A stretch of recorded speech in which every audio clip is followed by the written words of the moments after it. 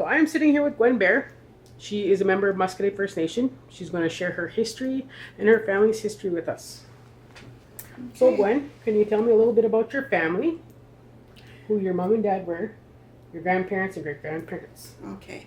My dad is Hilliard Bear, Hilliard Clifford Bear, and my dad's parents were passed away, of course. Clifford Bear and Elsie Bear. Clifford Bear and Elsie Bear, um, parents or brothers of the seven brothers, Bear brothers that were here. So they were cousins when they were married, and whether they were blood cousins, I'm not sure because my grandmother Elsie, um, dad was Willie Bear, and my dad's dad, Clifford's dad, was Henry Bear. So the Henry and William were brothers. So there was a lot of um, people that married relatives way back in the day because of the pass system not being able to leave Muscadet. So a lot of my relatives married cousins, and yeah, so that was what happened there with my grandparents. And they, of course, had children. My dad married my mother, Verna Bear, and Verna Bear's mother was Dorothy Bear, whose father was Gilbert James Bear, the other third brother in the seven brothers. So I have three grandfathers that are all brothers, Bear brothers. And Dorothy, uh, and so my mom's dad, which is my other grandfather on my mom's side, he wasn't part of that Bear family, but his father was also Gilbert James Bear, just another Bear family there. And he was in the war. He was in the Boer War. He was in the First World War. He was in the Second World War. He did see me at one time when I first was born, so he was able to see his great grandchild. Yeah, I think it was me and Gwen that he was able to see. Yeah. And then the mother of my grandpa Johnny, her name was Hannah Mink, and she's from Jocasta Payson Reserve. So when she was young, she would come and visit Muscadet. Yeah, and so she had married Gilbert James Bear from the other Bear family, and had grandpa. And that was the only member from Jocasta Payson that I do know. And then a lot of relatives came from Hannah, or from grandpa. Yeah. So from that's my mom and my grandparents. So everybody, all my family all my family, both both of my mom and dad grandparents come from Muscadet, and vice versa, except for Hannah Mink, who came from another reserve, Jocasta Payson. So that was the only relative that moved into Muscadet that was not from here.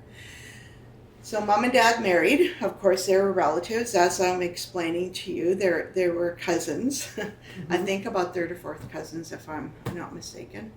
From Grandpa Gilbert and the three brothers. And they got married in 19. Dad was born in 32 and mom was born in 1940. So they were married, I think, when mom was 18, and there was three of us. My brother was born 2 years before me, Glenn Bear, and then I had a younger brother, Owen Bear. And right now I'm 63 years old. My older brother would have been 65. He passed away when he was 17 years old. And then my younger brother's still with us. Doesn't live here. He has his own place in Ecuador, and he moved away from Muscadet, I think, after my dad. It was about 92, I think, he moved away from home. Came back to try to save the farm. My dad had an accident, and then after that he just left. He comes back to visit once in a while. My dad is gone. He passed away 1980,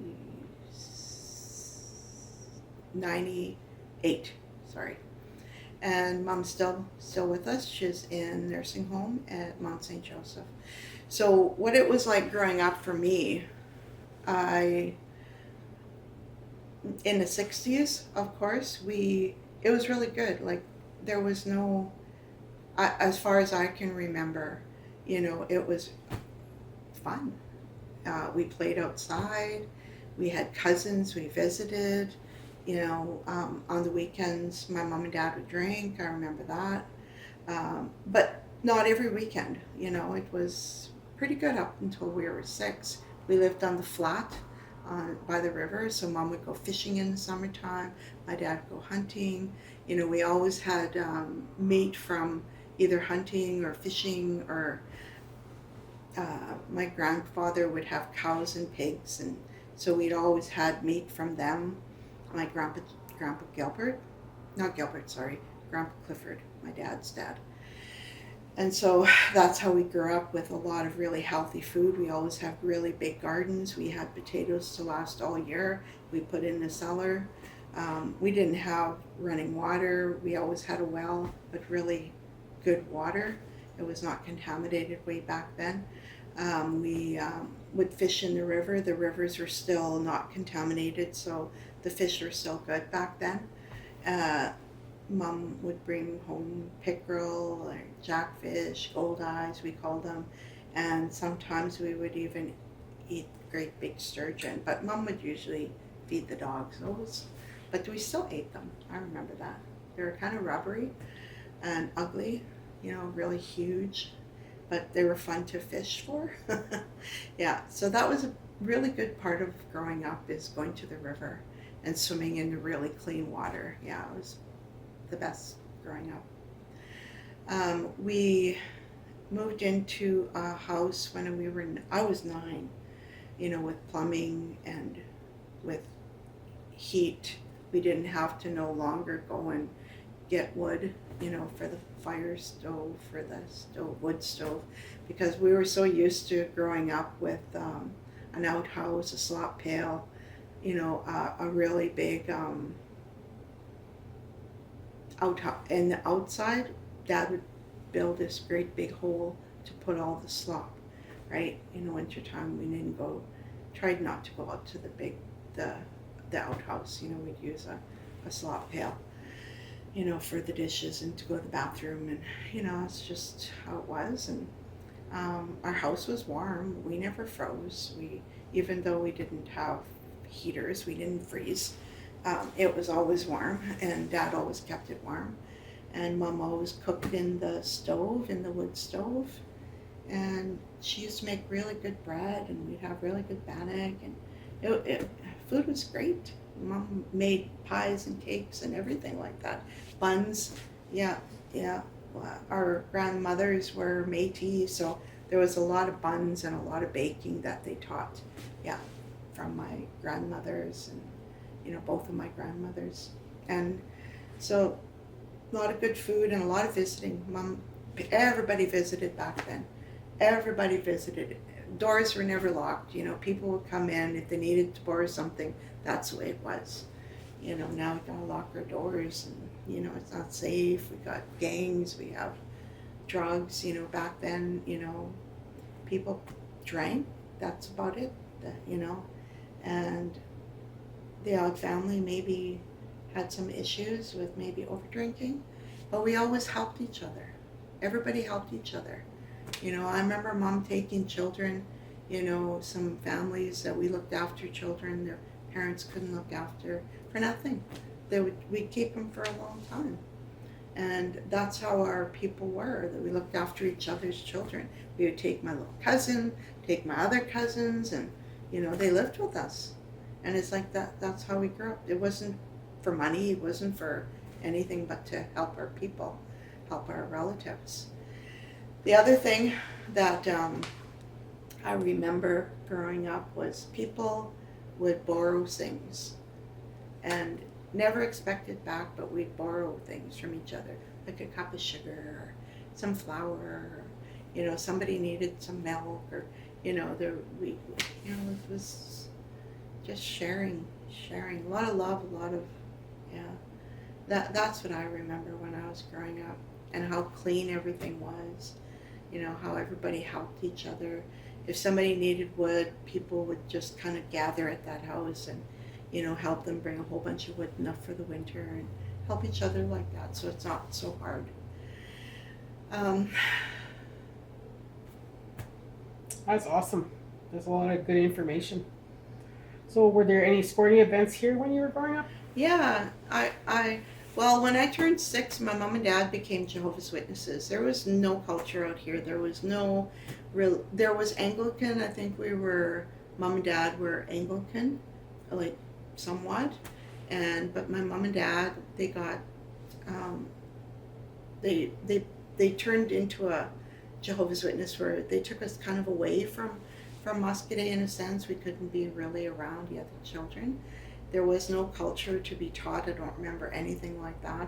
I do remember there was sporting days, and I remember mom and dad asked me at that time, or I asked them, I think it was me, I wanted to be involved in a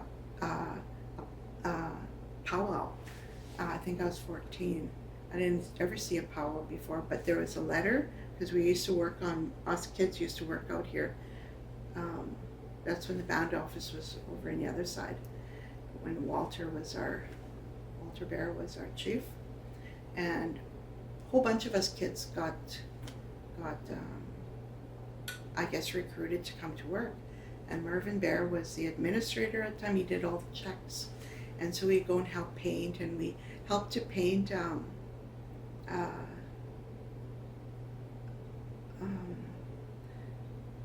if I can remember right, for what's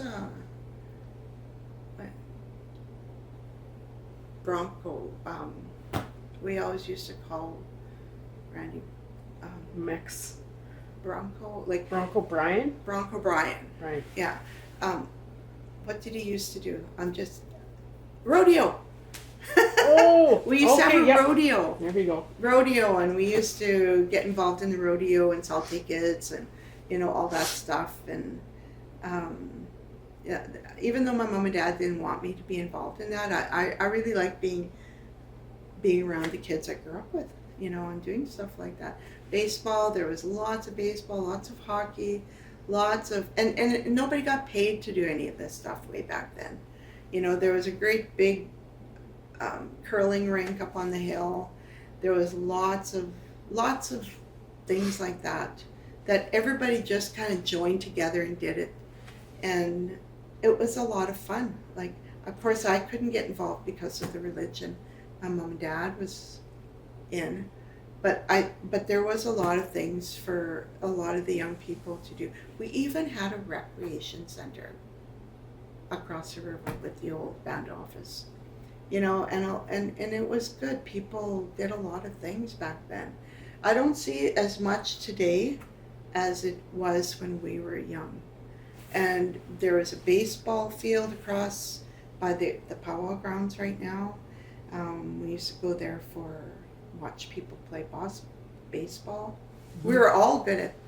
We were all athletic when we were young too. That's the thing that I see different today. There was nobody overweight, and everybody just, probably two things: what we ate and what we did. We were never sat in a house. We were always out playing, always out exercising and climbing trees and digging out at the river. Always active as kids. Well, especially if you're the only girl amongst two boys, you're probably everywhere. Well, and growing up, my brothers too. Yeah, I followed them. I was more active than they were. They climbed trees. I climbed trees. So, they played hockey. I played hockey. I really loved it. Yeah, and football. Football was the other thing. All of us played. And yeah. So yeah, there was a lot of things happening when we were young. That's awesome. So, switching gears, do you know if there's any medicine people in our community back then? I only remember one person. And I was about maybe 10. I just moved. We just moved from the house with no electricity or anything up to the hill, and there was where Teresa Badger lives right now. There was a woman named Delia. I remember her when I was just young because she taught me how to bead. I used to always go visit her because I liked the smell. She would have hide out there, and she'd be tanning hide, and she would teach me to bead, and I just really liked being around it because mom and dad knew nothing. You know, they would tell me certain things, but they were very against us learning any cultural things because of our religion. But at the same time, there was no one to teach us. It was very forbidden back then because, of course, religion, and it was unheard of in the religion that I was raised because it was considered heathenous and very wrong to go to powwows, to go to sweat lodges, because according to the religion, it was like the devil's work and the devil's tongue and, you know, the language. So it was not something that was ever taught to us. Mom and dad, it was lost with my mom and dad because my grandparents, who spoke very fluent Cree, didn't teach my mom and dad because they said, it's not something you need to learn in this white world. You'll never get around if you have an accent like us, right? And so very sadly, you know, we weren't able to learn Cree. So, and with that, we didn't learn anything cultural. I managed to go to a powwow and Batosh when I was 14. 14, I was seeing all the teepees, and I just loved it. It's like, I really want to learn this. I smelled this sweet grass, and I wanted to learn, like just when I was young. I didn't though. When I was young, I did as an adult, but when I was young, I was forbidden. It was forbidden. And, but inside, I wanted to learn. Yeah, you felt like something was missing. Yeah. Yeah. Oh, yeah. Like I was ashamed of who I was. I was ashamed of my skin when I was a child. You know, we were taught to be ashamed. You know, it's like, don't be as Indian, don't be Indian. You know, you gotta look like a white girl. You know, and you know, so be white as you possibly can. That's only how you can be successful in this world. That's what I heard growing up. And it's like, so I try and hide my skin. You know, because I was a brown one in the family. My brothers were fair, and you know, so yeah, I was ashamed of my skin color, and you know, but I was really glad I didn't have an accent because I could fit in better. You know, so there's a lot of horrible feelings that I had growing up about who I am. Yeah. But, you know, in time I learned about my culture, and you know, as an adult, I think I was in my 30s, and you know, I learned about the history, and you know, I'm very proud of who I am today. I didn't start dancing powwow till I was 40 years old, and still dance. And didn't know how to teach my children anything. You know, but today I do. I can teach my grandchildren. I go to ceremonies, go to sun dances, go to sweat lodges. I've done 20 years of sun dancing as of last year. So I've done a lot of things. I've fasted every year of those years. You know, for 4 days, 4 nights, 4 days. And, you know, I see the value today in what we missed out on growing up, you know, and the history. I don't want it to die with this generation. I want it to carry on. Right. So, can you list your children and your grandchildren? I have 4 children. My oldest one right now is 45. He works in the mine. He's married and has 1 child. When I got married, I just got to tell you a little bit about that. I got married, pregnant and married young, and left home and got married just turning 17, and married a non-Indigenous person and lost my status. So I wasn't allowed to come back. And I didn't have the supports in Saskatoon, which is where we lived, of anything. So I had Christopher, he's 45 now, then, and then Tasha, she is 43 now, and the next one is Shane, he's 38, and Nathan, 37. But at the time in Saskatoon when we had them, the father was very violent, and so we stayed with him for 10 years, and after those 10 years, I just couldn't do it anymore. But I didn't have the supports of anything other than maybe the Friendship Center at the time. There was nobody there to support me, to fight for my kids, and I lost them. You know, I lost my children in that white justice system. They figured the abusive father who has been already, um, you know, they were to be given to him. This is one of the effects that I believe happened because of me losing my status, not being able to come home and get supported here. And so yeah, I lost them, and it took many years for that to be undone. So yeah, so 4 children. Today they're all back in my life. They're all reinstated into Muscadet and as Treaty Indians, which I'm very proud of. Now we're working towards my 2 grandchildren who should become Treaty as well. And my 4 grandchildren, my oldest boy has 1, he's 25, Christopher. My daughter has 2. She married Rick Crane out here, and they had 2 children. She remarried, and she's remarried now. But those 2 children is Ethan, he's 24, and he grew up here in Muscadet, and Jace, he's 14. And then my son Shane, he doesn't, Tasha, my daughter, just going back to those ones, she has her own business and she's really successful in her career. And so the next one's Shane. He's just finishing his PhD in education administration and Indigenous governance.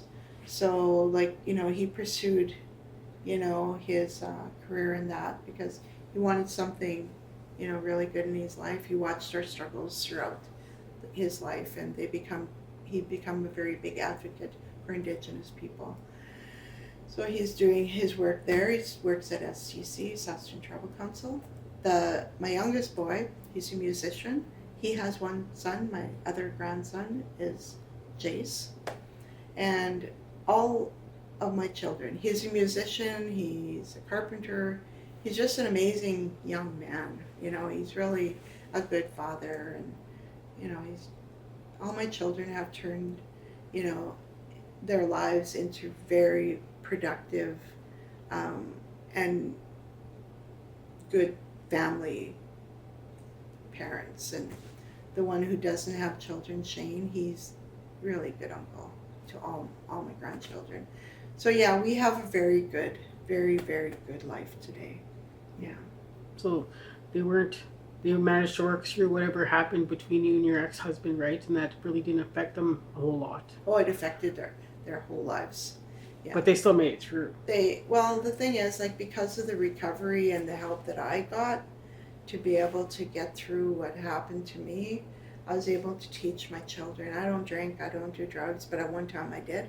That was our whole marriage, you know. Yeah, we drank, we did drugs, it wasn't a good life that my children was raised in. And wasn't totally his fault, you know. I take responsibility for that, you know. I didn't have any supports, like I said, way back then. I didn't have, other than my mom and dad. They tried to bring me home, but I said, you know, I was not a member here.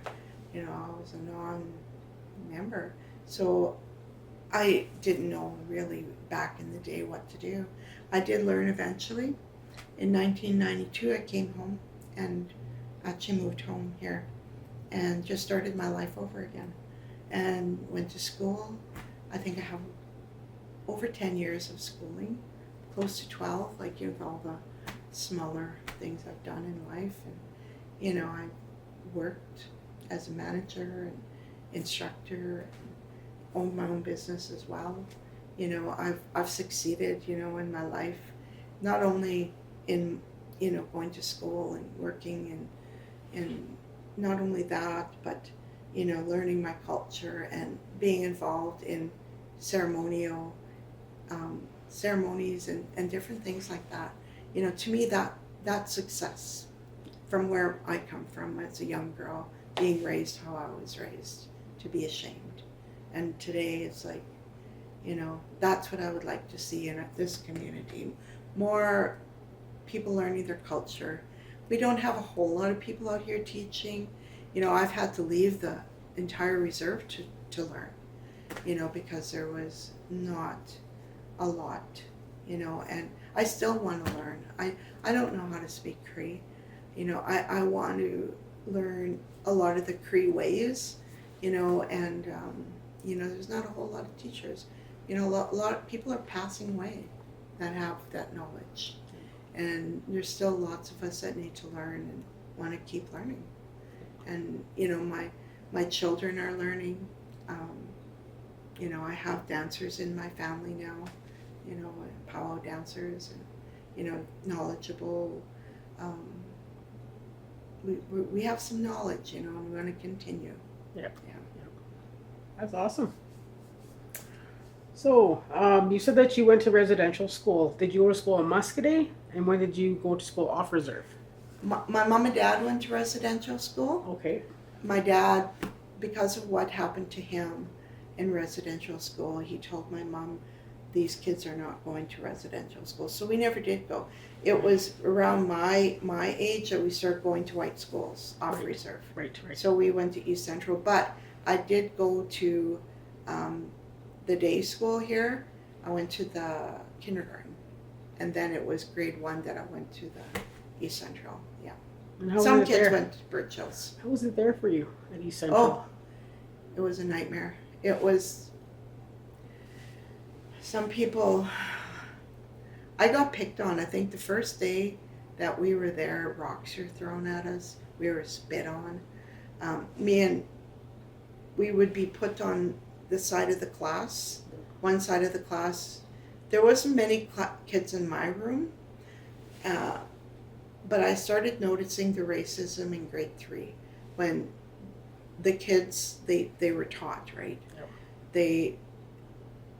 Even though that's what happened the first day, with rocks, they thought we were coming to scalp them.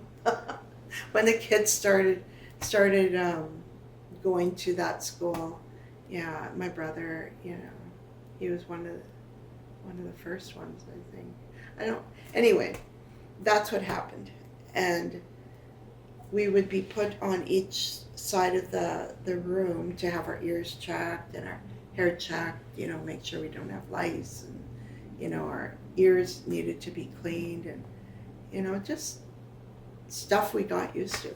Yeah. They didn't do that to the other kids? No, not to the white kids. Yeah. They were, I remember grade 3, like little kids, they would play with each other, right?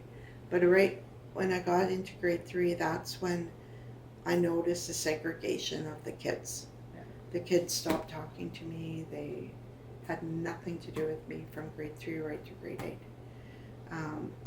All of us were really good in sports. So we were always on the teams, right? Yeah. They liked us at that point. But outside of that, we were not talked to. I wasn't talked to anyway. I can only speak for myself, so I was really lonely in school. Like, I had one friend, and it's only because none of the white kids liked her, because she didn't fit into that little group. Yeah. She wasn't cool enough, I guess, so she talked to me, and that's the only one who would talk to me. So that part was, nobody would talk to me. I loved sports because I was included, and I was really good at every sport. I was always really good, and because of how we were raised. Yep. All of us are good at everything. So, in your own words, can you explain the history of Muscadet? Like, whether it be like, like you said, there were sports out here, but was there, I know that there was powwows, but you probably didn't get to go, how was the history for you as you know it? The history for me as I know it, my dad was a farmer, and so was my grandparents. That farming was in my family for about 75 years, right from 1900. All of my my grandfathers and my dad, they all farmed. They took everything out of the ground, all the roots, all the stones, everything. They're the ones who made Muscadet here as it is.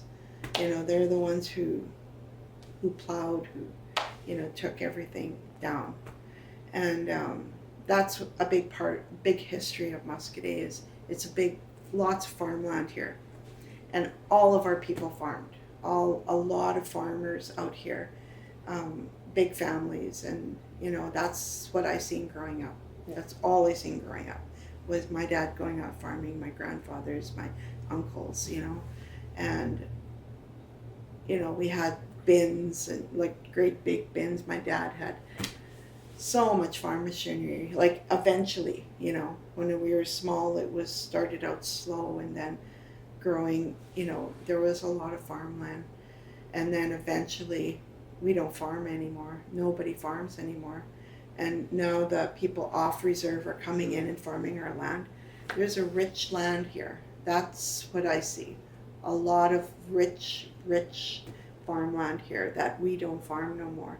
That was not passed on to the children, that I really would love to see come back. So that's a big part, the big history there. Mm-hmm. The other part, the history was, there used to be a lot of bush, a lot of animals, and of course with the farmland, that's kind of stripped away and gone. There's no highway right through us. We didn't have that when we were young. There's a big highway coming right straight through us. There's a lot of contamination, a lot of water contamination. The well waters are all contaminated. We have to get water pumped in, from PA. A lot of the history came from a very beautiful, healthy community with a lot of trees and a lot of healthy people to very contaminated and very Christianized and very very white community. I hate to say that, but that's how I grew up. Like, Mm-hmm. and not, I'm not saying farmland, but that's what happened here. There's a lot of farmland, and it's still that way. There's still a lot of farmland, that gets farmed. Not by us, maybe one person, but. Yeah. So we used to have a big, at one time, a farm out here, like, with cows and pigs and like a community farm. Mm-hmm. And we don't have that anymore.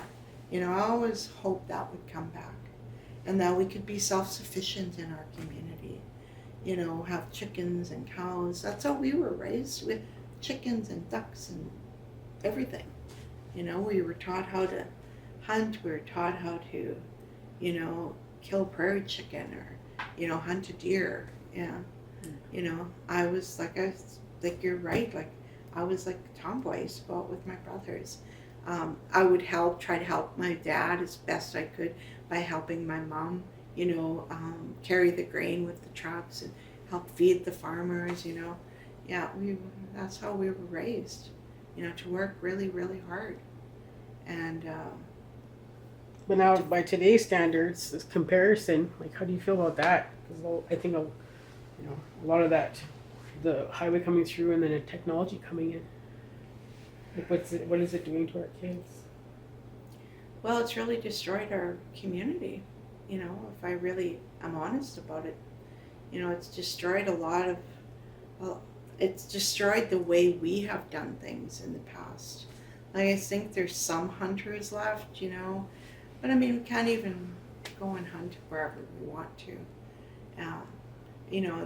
I'd really like to see that though, more hunting, more trapping, more fishing, and learning how to do, how to make pellets and how to dry meat and how, do all those things. Like, I'd love to see that come back. We have a road through here, and when we were young, like, this is what my mom and dad told me.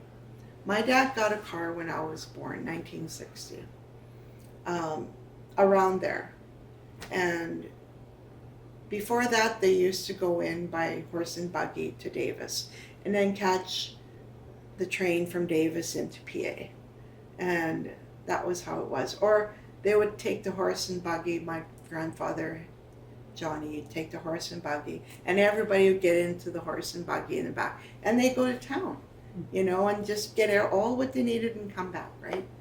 And you know, as soon as the roads were built to Davis, you know, we'd go that way to Davis and to PA in a car, you know, and then the highways through. It's like, you know, so many people come through here, like hundreds of thousands of people, and you know, coming through. It's dangerous for our, you know, we've had accidents, and you know, there's that, and there's the walking and visiting. It's not like it used to be. You know, people don't visit even though they have a car. There was more visiting back then, walking, than there is today with vehicles. So it's really destroyed visiting in that sense. Yeah. And when you walked into a house, you today people are not as welcoming, but back then people would see you coming, and they'd get the tea on and the bannock or whatever they had, and visit for hours, you know. But now, you know, we got phones, and we have cell phones, and we have internet, and I think that takes away from a lot. Yep. I think the road, the highway, everything, you know, is more accessible today, more accessible to go to cities, more accessible to do whatever, you know, and children learn things quicker and faster. They learn more stuff than I've ever learned when I was younger. I mean, it can turn into a good thing, but I think if we don't catch it now, it's going to turn into something really terrible. Like learning, like, goodness sakes, what's on the internet. Yeah. So anyways, like I want to ask you, like the difference between Muscoda First Nation and, let's say, James Smith or Sturgeon Lake or One Arrow, people that aren't so close to main centers. Can you tell if there's a difference between the communities? So I'm sure you've been in like communities that have been. There's more culture. Their language is still there. We don't, like, we're trying to build up our language here with our children, with the language in the school, and us trying to, you know, teach the older people with the language classes we have. But the culture is still intact in those communities, and respected. Whereas in here, it's not as. There's only, like I say, a few people learning and going off to other communities to learn. I mean, I go to James Smith. I go to those communities to learn. You know, so we have to connect with other communities to help us, I believe. You know, bring their knowledge here. Like we used to have Howard Walker, like he used to share his knowledge, you know, and of course he's gone. Yeah. You know, so those are people who were really valuable to us. Yeah. You know, they taught us so much. So tell me a little bit about Howard Walker, because he did have established roots here in Muscoda, and like, you know, he was your family member. Yeah. Yeah. Well, we called him Uncle because his sister, two sisters were married out here, and his sister Lorraine is married to my mom's twin brother. And so my mom's twin brother was Vernon. My mom was twin. And they met, and they had 3 children, which is Angie, Vince, and Lindsay. And so that's how we know Howard. He knew me since I was a baby. So he would always come out here, and, you know, he knew our whole community. In fact, like, he spent so much time out here that he is part. I thought he was a band member. Yeah, me too. Yeah. So there's a lot of rich knowledge that a lot of us have learned from Howard. Yeah. Yeah. Oh yeah. So that's how I've learned. That's how a lot of things my mother learned when she got older, because, you know, they didn't learn anything when they were growing up either. So would you say that, did your mother start relearning, or did she want to learn? Well, once I started going to ceremonies, and, you know, she always wanted to learn. Yeah. Like, she took me to a powwow when I was 14. That was the first powwow when me and my brother, I went and we went to Patosh, she kind of snuck away one day from the religion and she took me and I said, I want to go to powwow, and she took me. So when she got older, she would always go to Muscadet powwow. It was right behind her house. Yeah. She loved it. And then she started reading the history, and then she would always tell me like what she learned. And, it wasn't until she was really old, until she started learning how good our culture and our ceremonies and everything was. She even went to a sweat lodge with Auntie Lorraine. Wow. Yeah. That's awesome. I know. Yeah. Oh, it's good for her to finally find out, hey? Yeah, that's awesome. So, coming to our last question. What important message do you want to share with our future generations about education? About education. Well, there's lots to say about education. When I think about education, and because my son works with education since he started going to school, I believe the younger children should be educated first in this world. Like, this is how we're living. We need to be educated and go as far as you can go. Like, that's what I encourage my children to do. Do what you want to do, though. Don't be doing what other people tell you. Do what you love to do. Yeah. I tell my children that. And go as far as you can. Do as much as you can, before you settle down and have children. Just enjoy your life. And don't ever let anybody tell you can't do things, because you can. Everybody's smart, everybody's intelligent, and don't ever think you can't. If you can't make it, like when you're younger, go back to school. I didn't go back to school till I was 33 years old. I was 30, I finished my grade 12, and then I continued on, because I didn't finish my grade 12. And it was really hard not having a grade 12. Yeah. You can't do anything, yeah. So I went back to school older. But I encourage you to finish while you're in school today, to move on, so you don't have to do it with family, do it while you're single. And the other thing I like to say about education, as far as creating education out here in Muscadet, I really like what is happening with learning how to speak Cree, learning our culture. To me, that is, when you learn our culture and ceremonies and how to live from before, like going out and learning how to hunt and trap and fish and learning all these skills, that's the other thing we need to learn and teach our young people, and to learn as much as you can there. I travel as much as I can and learn from other communities as much as I can. I'll go to powwows all summer long and, learn from people. And I encourage that as well. That's education. And there's so much to learn in this world, and don't just stick out here in Muscadet. Travel. My brother lives in Ecuador. The indigenous people are not just here, they're everywhere. And, everyone's going through the same struggles of having their culture taken. It's genocide happened everywhere, all over the world. And, trying to bring it back is what we're at right now. So learn your culture, grow up, learn. There's no reason why we can't speak Cree. Great.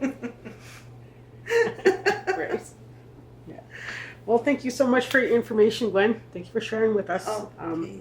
You are welcome. Yeah, your grandkids, your great grandkids down the road probably going to be watching this video, and they're going to see your words. Yes. And to keep some of your family members alive who weren't with us, who they never got to meet. Where their family ties are. And that's important for anybody to know. Yeah. Because who knows what kind of histories we're going to be going through, or they're going to be going through. But they could turn out to be great people, and take your words and carry them on. Yeah. Yeah. That's awesome. Well, thank you. Yeah, you're Nicole. welcome.